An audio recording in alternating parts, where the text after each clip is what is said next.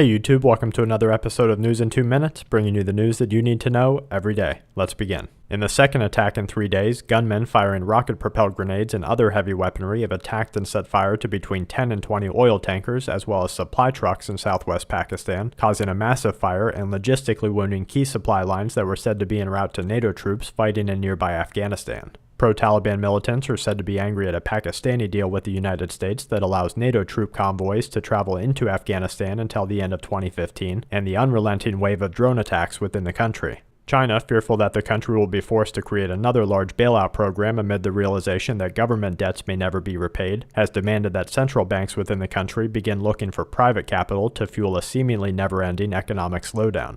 A large volcano in Indonesia has erupted for only the second time in over 400 years, sending thousands of nearby residents fleeing for safer ground, when an earth-shattering tremor woke many residents from their sleep early Sunday morning. Authorities are reporting that evacuating residents are being held in temporary relief shelters, where many are reporting less than ideal conditions after local police barred citizens from returning to their homes. Storms continue to batter Mexico from both coasts as Hurricane Ingrid and Tropical Storm Manuel unleashed disastrous amounts of rains that have triggered widespread flooding, uprooted caskets within graveyards, and trapped hundreds of residents even before the storms fully make landfall. Thick vapor has been seen rising once again from the Fukushima nuclear power plant, with officials cautioning that the steam may be evaporating water and not a renewed nuclear reaction. In related news, Typhoon Manye has made landfall over Japan, causing authorities to issue a high-level alert, directing over 35,000 residents to evacuate, as weather forecasts put the storm on track to batter the Fukushima nuclear power plant with heavy rainfall and possible tornadoes in the coming days. And to wrap things up, an unusually virulent strain of bacteria is killing Massachusetts marine life. NASA is using military drones to track hurricanes. Russian scientists are worried that a disease may have caused the death of over 10 whales. The UN is expected to release a report confirming chemical weapons use in Syria, and a 6.1 in Alaska, as well as a 4.8 east of Africa complete today's Quake Watch. And that's it for this episode of News in 2 Minutes. Check back tomorrow for more news that the aware need the most.